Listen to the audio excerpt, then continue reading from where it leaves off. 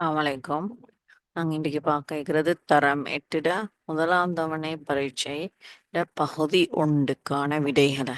ஏற்கனவே மாணவர்கள் இதை செய்துவிட்டு தான் இந்த வீடியோவை பார்வையிட்டு விடைகளை திருத்திக் கொண்டு சரியான விடைகளை சரிபார்த்து கொள்ளவும் என்று கேட்டுக்கொள்கிறேன். நடைபெற முதலாவது வினா, அடுத்து வரும் இரு எண்களை எழுதுக. இந்த ரெண்டு உறுப்புகளுக்கு இடையிலான இது எண்கோளத்தோடு தொடர்பட்ட வினா. இரண்டு உறுப்புகளுக்கு இடையிலான வித்தியாசம் 3, 5 சக 3 8. அடுத்த ரெண்டு உறுப்புகளுக்கும் இடையிலான வித்தியாசம் 8 சக 4 12. 12ஓட அடுத்து 5 கூட்டினா சக 5 12 சக 5 17. உங்களுக்கு தெரியும் அடுத்து கூட்டப்பட வேண்டிய எண் சக 6. 17ஓட 6 கூட்டினா 23. அடுத்து வரும் உறுப்பு 23. 23ஓட அடுத்து கூட்டப்பட வேண்டிய எண் 7. 23ஓட 7 கூட்டினா அடுத்த எண் 30. அடுத்து வரும் இரண்டு உறுப்புகளும் 23ம் 30ம். நிறைய மாணவர்கள் செய்யறது என்னென்றால் கடைசி ரெண்டையும் மட்டும் சரி பார்த்து அது ரெண்டுக்கும் இடையிலான வித்தியாசத்தை மட்டும் பார்த்து எண்கோளத்தை பூர்த்தி செய்யறது. ஆரம்பத்திலிருந்தே பார்க்கணும். இந்த மாதிரி வினாக்களும் வர வாய்ப்புகள் உண்டு. ரெண்டாவது, விடையை எளிய வடிவில் எழுதுக. பின்னங்களை சுருக்கிறது. பகுதி எண்ணை பார்த்து எழுதினா 8 பகுதி எண். 5ல் 3 கழிச்சால் 2. இது எளிய வடிவம் அல்ல. 2 எண்களும் 2ஆல் வகைப்படும். அப்போ 2ல் 2கள் ஒரு தடவை, 8ல் 2கள் 4 முறை. 4ல் 1 தான் எளிய வடிவம். மூன்றாவது வினா, உருவின் சுற்றளவை காண்க. உருவின் சுற்றளவுனா சுற்றி வர இருக்கும் நீளங்களின் கூட்டுத்தொகை தான் சுற்றளவு. அப்போ 6 சென்டிமீட்டர். இது 1 2 3 4 5 பக்கங்கள் இருக்கிற இந்த 6 எடுக்கிறது இல்லை. சுற்றளவுனா சுற்றி வர இருக்கும் பக்கங்களின் நீளங்களின் கூட்டுத்தொகை 6 பெருக்கோணம் 5 தடவையால் 5 பக்கங்கள் இருப்பதனால, இல்லாட்டி 6 5 தடவை எழுதி கூட்டினாலும் சரி. 6 5 30 சென்டிமீட்டர். 30 சென்டிமீட்டர்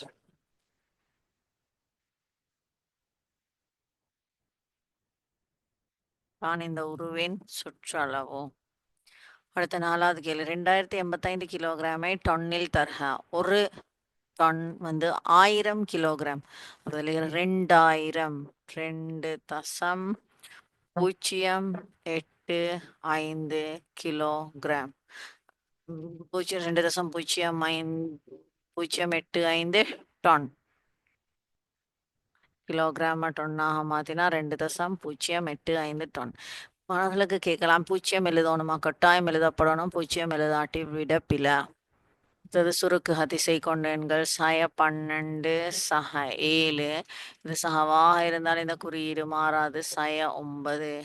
இது ரெண்டும் மாறி வந்தா பெரிய எண்லேருந்து சிறிய எண்ணை கழிச்சு பெரிய எண் அடையாளம். 12ல் 7 கழிச்சா 5 சய 5 சய 9. ஒரே குறியீடு கூட்டி அதே குறியீட்டை போட்டா சய 14. 9ம் 5ம் 14 சய 14. ஆறாவது வினா, XY ஆகியவற்றின் பருமன்களை காண்க. X, Y ஆகியவற்றின் பருமன்கள். இது ரெண்டு கோணங்கள், இரண்டு நேர்கோடுகள் ஒன்றையொன்று வெட்டி செல்லும் போது உருவாகிறது குத்தெதிர் கோணங்கள். குத்தெதிர் கோணங்கள் ஒன்றுக்கொன்று சமனாகவே X பருமன் 30 பாகை. இது ரெண்டும் நேர்கோட்டில் அடுத்துள்ள கோணம். நேர்கோட்டில் அடுத்துள்ள கோணங்களின் கூட்டுத்தொகை 180 பாகை. அப்போ Y சமன் 180 பாகையிலிருந்து 30 பாகையை கழிச்சோம்டா வைட பெருமானம் 150 பாகை. ஏழாவது வினா, சய ஒன்றின் ஏழாம் வலு 7ஆம் அடுக்கின் பெருமானம் காண்க. சய ஒன்று ஒன்று தர எத்தனை தடவை எழுதினாலும் விட ஒன்றுதான். இது ஒற்றை எண்ணாக இருந்தால் விட சய. அடுக்கு இரட்டை எண்ணாக இருந்தால் விட சய. சக ஒற்றை எண் என்றால் சய. இந்த அடுக்கு ஒற்றை, அதாவது தொப்பின்னு சொல்லலாம். ஒற்றை எண்ணாக இருந்தால் விட சய. அந்த அடுக்கு இரட்டை எண்ணாக இருந்தால் விட சகல வரும். எட்டாவது வினா, சதுர வடிவ பூப்பாத்தியின் பரப்பளவு 81 மீட்டர் வர்க்கம் எனின் பூப்பாத்தியின் ஒரு பக்க நீளத்தை காண்க. 81 வர்க்க மூலம் பார்க்கணும். அதுதான் ஒரு பக்க நீளம். வர்க்க மூலம் பாடமைக்கிற 81 2ஆல பிரிச்சேல முதன்மைன்களால் அடுத்து 2வது முதன்மைன் 3ஆல பிரிச்சா 27. 27 3ஆல பிரிச்சா 9. 9 3ஆல பிரிச்சா 3. 3 3ஆல பிரிச்சா 1. அப்போ 4 தடவை இருக்கிற அதை 2 கூட்டங்களாக பிரிச்சோம்டா இது ரெண்டும் ஒரு ஜோடு, இது ரெண்டும் ஒரு ஜோடு. ஒரு ஜோடு தான் விட. 3 தர 3 சமன் 9 மீட்டர். அப்படி இல்லாட்டி நேரடியாக 81 வர்க்க மூலம் 9 9 81. அப்போ 9 தான் இந்த ஒரு உபாத்தியில ஒரு பக்க நீளம் அப்படியும் எடுக்கலாம். 9வது கேள்வி, அடைப்பு நீக்கி சுருக்குக. 2ஆல் அடைப்பு நீக்கம் செய்யணும். 2 தர x 2x சய 4 8 சக 3x சக 8. 2xோட 3x கூட்டினால் 5x சய 8ம் சக 8ம் 0 ஆகிடும். அப்போ விட 5x. அடுத்த 10வது வினாவுக்கு போவோம். எக்ஸ் பாகையின் நிரப்பி கோணத்தின் பெருமானம் யாது? நிரப்பி கோணம்ண்டா 90 பாகை கூட்டுத்தொகை 90ஆக வரணும். அப்போ 90லிருந்து எக்ஸை கழிச்சோணும். அதான் நிரப்பி கோணம். மிகை நிரப்பினா 150லேருந்து கழிச்சோணும். நிரப்பி கோணம்னா 90லிருந்து கழிச்சோணும். 90 சய எக்ஸ். போக்காப்பையை காண்க. 3 எக்ஸ் ஒய்ட முதன்மை காரணிகள். 3 ஒரு முதன்மை. அப்போ 3 தர எக்ஸ் தர ஒய். 6 முதன்மை காரணிகளின் பெருக்கமாக எழுதினால் 6 2ஆல பிரிச்சா 3 3 6 தர எக்ஸ் தர எக்ஸ். ஆகவே பொதுவான காரணி இதுல 3 எக்ஸும் பொது போ கா பே. பொது காரணிகள் பெரியது 3 எக்ஸ் தான். போ கா பே. சதுர அடியை கொண்ட கூம்பகத்தின் உச்சி விளிம்பு முகம் என்பவற்றின் எண்ணிக்கையை காண்க. கூம்பகம் உங்களுக்கு தெரியும், சதுர வடிவ அடியை கொண்ட கூம்பகம்.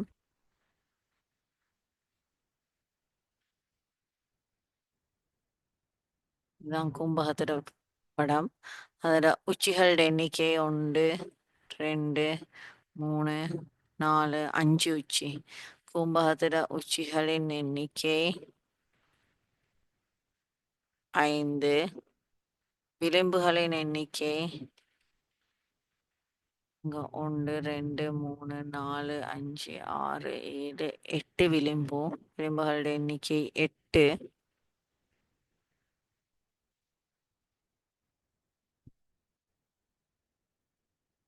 உச்சிகளுடைய எண்ணிக்கை 5, விளிம்புகளுடைய எண்ணிக்கை 8. அடுத்தது முகங்களுடைய எண்ணிக்கை. இந்த பக்கத்துல 1 2 3 4 5 முகம் எல்லாம். கீழே ஒரு முகம், சதுர வடிவ முகம். 4 முக்கோண வடிவ முகங்கள். அப்போ முகங்களுடைய எண்ணிக்கை 5, உச்சிகளுடைய எண்ணிக்கையும் 5, விளிம்புகளுடைய எண்ணிக்கை 8. அடுத்து 5இல் ஒன்றை தசம எண்ணாக தருக. தசமமா மாத்திரத்துக்கு பகுதி எண் 10ஆக 100ஆக 1000ஆக இருக்கணும். இதை 10ஆக மாத்திரம் 2ஆல பெருக்கினா இதையும் 2ஆல பெருக்கணும். 1 2 2 2 10. 10க்கு ஒரே ஒரு 0 என்பதால் தசமதானத்துக்கு பின்னால் ஒரே ஒரு இலக்கம் இருக்கணும். 0.2. 100 வந்தால் 2 இலக்கங்கள் இருக்கணும். தசத்துக்கு பின்னால 1000 வந்தால் 3 இலக்கங்கள் இருக்கணும். 14வது வினா. ஏ என்ற எண்ணின் 4 மடங்கிலிருந்து 2ஐ கழிக்க. இதற்கான அட்சர கணித கோவையை எழுதுக.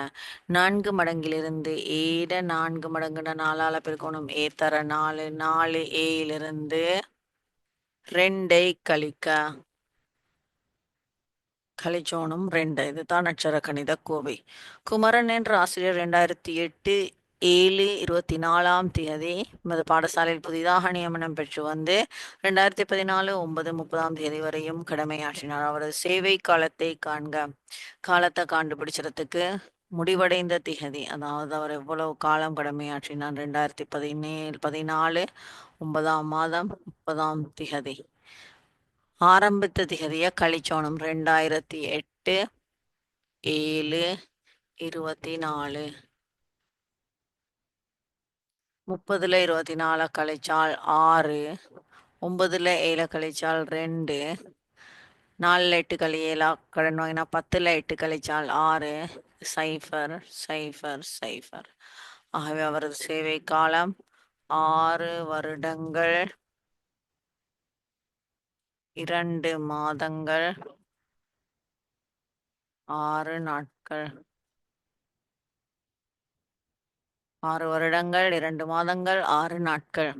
16வது வினா, ஒன்றுக்கு 500 என்ற அளவிடையில் வரையப்பட்ட காணியின் நீளம் 1 சென்டிமீட்டரினால் 500 சென்டிமீட்டர் வகை குறிக்கப்படுகின்றது. இது தரம் 7 வினா. 500 100ஆல பிரிச்சோம்னா மீட்டராக மாற்ற 2 சைஃபர் 2 சைஃபர் வெட்டிப்படும். 1 சென்டிமீட்டரினால் 5 மீட்டர் வகை குறிக்கப்படுகின்றது. 1 சென்டிமீட்டர் 5 மீட்டர் என்றால் உண்மை நீளத்தை காண்றதுக்கு பெருக்கோணம். அதாவது 5ஐயும் இந்த 3ஐயும் பெருக்கோணம். 3 15 மீட்டர் தான் உண்மையான நீளம். 12 18 என்ற எண்களின் போமாசியை காண்க. போமாசி காண்றதுக்கும் போக்காபை காண்றதுக்கும் முதன்மை காரணிகளால் தான் பிரிச்சோணும். 12ஐயும் 18ஐயும் 2ஆல பிரிச்சால் 6 9 9ஐயும் 6ஐயும் 2ஆல பிரிச்சால் 3 9 பிரிப்படாது. திருப்பி 2ஆல பிரிச்சு எல்லாம் 3ஆல பிரிச்சோம்டா 1 3. இன்னும் ஒரு தடவை 3ஆல வகுப்படும்.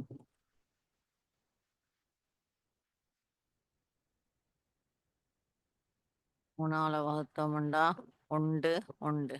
இதெல்லாம் பெருக்கினால் 2 தர 2 தர 3 தர 3 தான் போமாசி. 2 தர 2 தர 3 தர 3. 2 4 நாமும் 12 பன்னீர் 3 36 தான் போமாசி. அடுத்த கேள்வி 43 இடைவெளி இவ்வேன் 9ஆல் வகுப்பாடு மாயின் கீரிட்ட இடத்தில் வர வேண்டிய இலக்கத்தை எழுத. 9ஆல் வகுப்பாடும்டா இலக்க சுட்டி 9ஆக இருக்கணும். உங்களுக்கு எண்களை போட்டு பார்க்கலாம். 4 சக 3 சக 0 போட்டோம்னா 4 3 7 9ஆல வகுப்படாது. 4 சக 3 சக 1 போட்டோம்னா 8 8 9ஆல வகுப்படாது. 4 சக 3 சக 2 அப்போ 9 9 9ஆல வகுப்படும். அப்போ இடப்பட வேண்டிய எண், ஆகவே கிரீட்டத்தில் வர வேண்டிய எண் 2. பெருமானம் காண்க. இதுவும் தர மேலுடைய கேள்வி. கூட்டலும் பிரித்தலும் இருந்தால் முதலாவது பிரித்தலை தான் செய்யணும். கணித செய்கை முழு எண்களான கணித செய்கையில் முதலாவது பிரித்தல் செய்யணும். 7 அப்படியே போட்டுட்டு சகவை அப்படியே போட்டுட்டு 15ல் 3கள் 5 தடவை. இப்போ 7ஐயும் 5ஐயும் கூட்டினா 12 தான் பெருமானம். இந்த வினாத்தாளோட கடைசி வினா 36 எத்தனையாவது முக்கோணின்னா முக்கோணியன் காண்றதுக்கு 2ஆல பிரிச்சோணும். அப்போ முக்கோணியன் தந்திருந்தா 36 2ஆல பெருக்கோணும். பெருகினா 72. 72 வாரது கிட்ட கிட்ட இருக்கிற 2 எண்களை பெருகினா அந்த 2 எண்ணும் 8ம் 9ம் 9 8 72. அப்போ எத்தனையாவது முக்கோணியன்?